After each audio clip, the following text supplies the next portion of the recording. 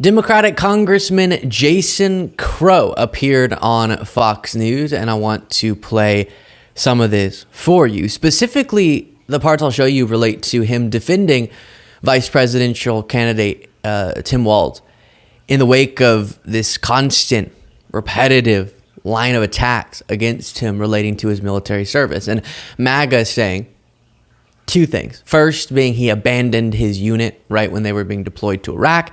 The second being that he misrepresented what it was that he did while serving the country. And all of this really bothers me. We talked about Adam Kinzinger making some good points about if you start doing this to people, veterans, people who, in the case of Tim Walz, served 24 years in the military, and you start trying to find any little way you can critique them and any little sentence, an example is, instead of saying a weapon of war, he said a weapon I held in war, meaning in the military, he carried weapons of war.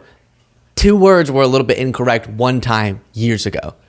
And they're using that, because he wasn't in a combat zone, to discredit all these years of service.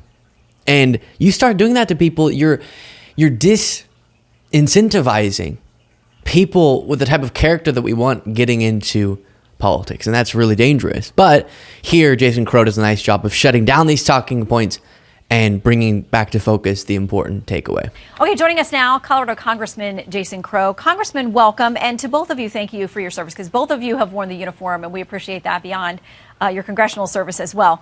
So let's start here with the stolen valor conversation that we had with Senator Cotton. We talked about this timeline in February of 2005 that Governor Walz was notified it's possible that his team was going to be called up. In March of that year, March 20, 2005, he says this: as Command Sergeant Major, I have a responsibility not only to ready my battalion for Iraq, but also to serve if called on. I'm dedicated to serving my country to the best of my ability, whether that is in Washington, D.C. or in Iraq. But, Congressman, by the time his team was called up, he had retired. And despite that statement about he would serve if called on, he ultimately didn't. Yeah, Shannon, thanks for having me. You know, military service is tough. And serving in a military unit is tough. So you have to be able to rely on your fellow veteran, your fellow service member. You know, that is a deep ethos in the military, that we have each other's backs. So there's really very few things that sadden me more when you see a veteran maligning and attacking falsely another veteran. And that's why it's so sad to see Senator Vance turning on Tim Walz and perpetuating these false attacks. Tim Walz served for 24 years in uniform. He started when he was 17, enlisted as a private, just like me. I actually have a special place in my heart for fellow privates. These are the junior enlisted. You start at the bottom and you work your way up, just like I did when I was in the military. And what's really exciting about Tim Walz is not only did he serve for 24 years, that he held the position of Command Sergeant Major in his unit, which is the highest enlisted position in the unit, but he is now the highest enlisted person to ever be on a presidential ticket. That is exciting for the middle class. That is exciting for working Americans, and I'm excited for this ticket. Well, and before the follow-up question, which I will show you, again, all of this, it really, really gets under my skin. Because we've seen cases of politicians, now I'm blanking on the one that was somewhat recently, but completely fabricate military service.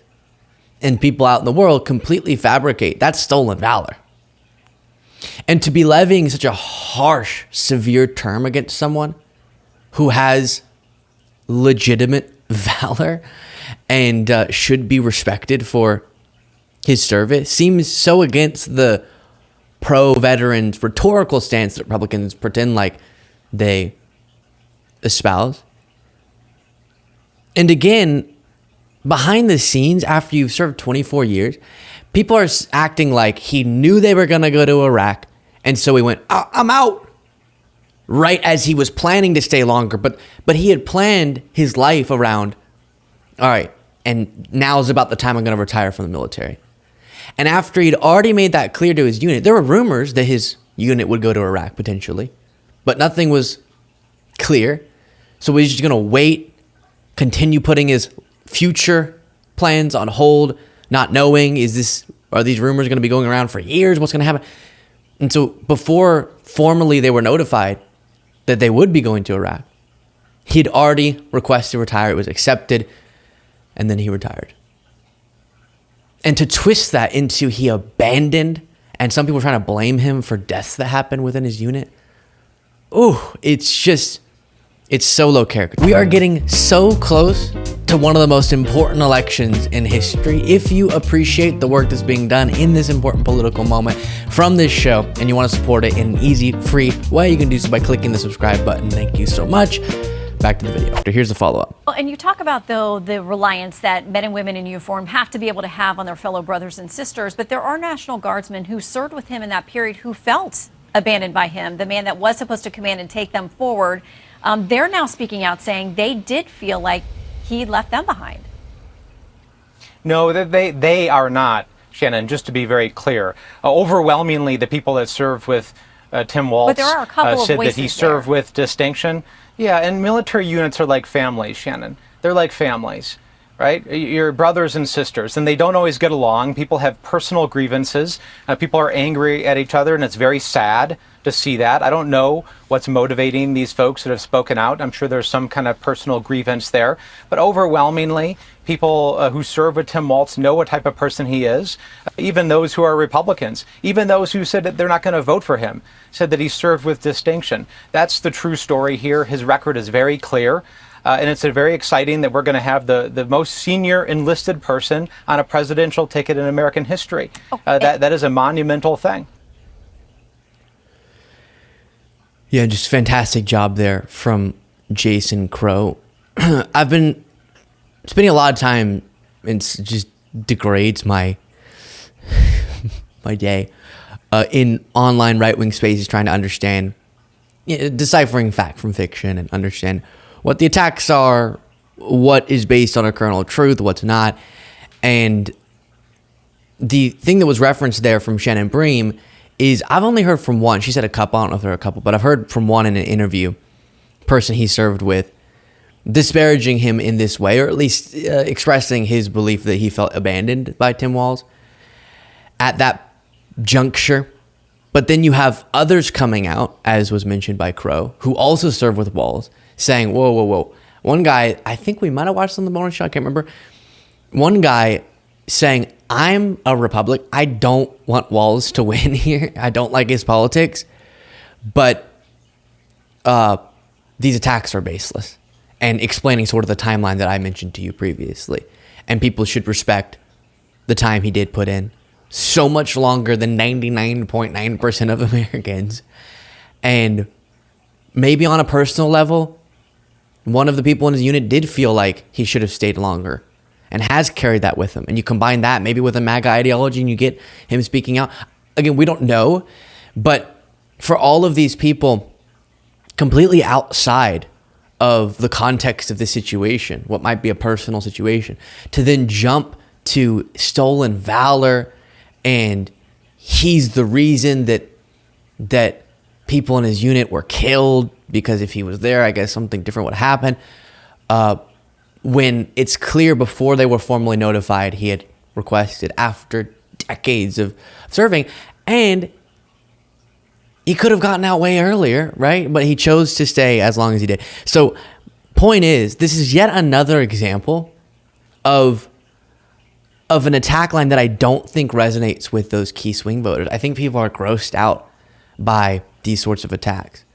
As an example of if you're going in right-wing media spaces, the post-millennial who just does awful work all the time, put in unearthed video footage shows then Representative Tim Walz telling a Gold Star family he was deployed to Afghanistan in support of Operation Enduring Freedom in 2004. Stolen valor confirmed. So I know what you're thinking.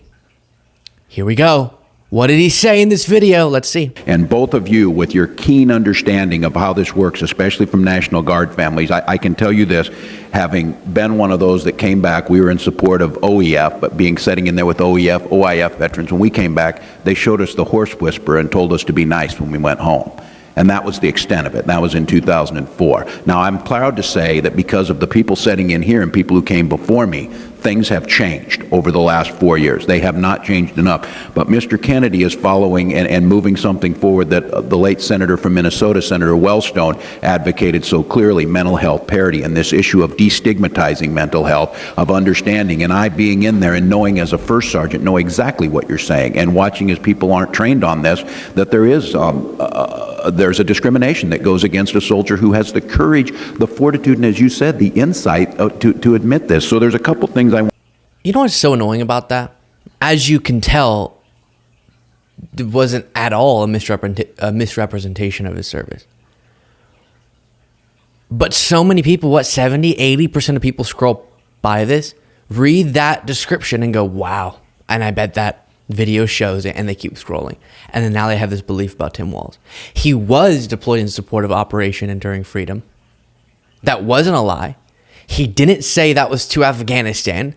The post-millennial just doesn't care about actually reporting properly, doesn't do their due diligence, or is being blatantly dishonest, and doesn't understand that that wasn't just in Afghanistan, and I'm pretty sure it was in Europe that he was deployed, but a part of that operation.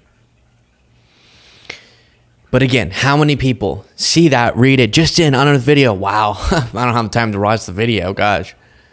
But surely they wouldn't describe it as that if it weren't true.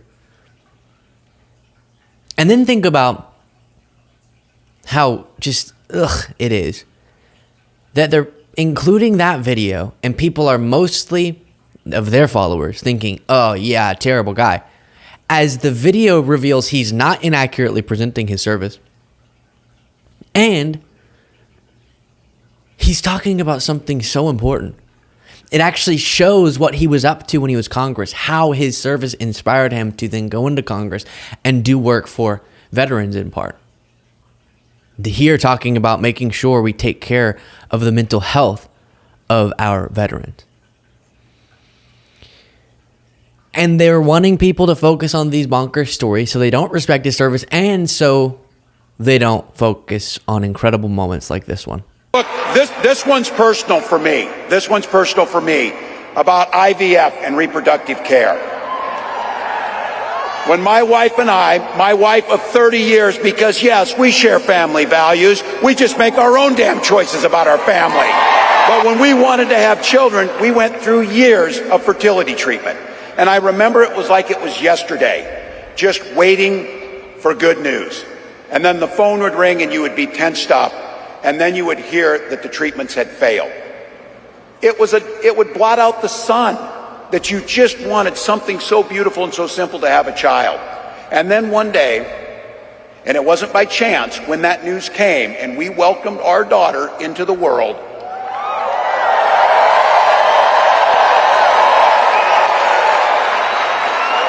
we named her Hope.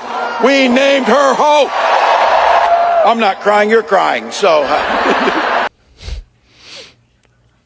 Yeah. And Republicans in certain states are waging a war on IVF and other reproductive care. The pro-family party trying to make it more difficult for people to start families. So don't focus on that. Focus on our fairy tales about Walz's service. Sad stuff. Let me know what you thought of that in the comments. If you want to support this show, you can do so by clicking the join button below.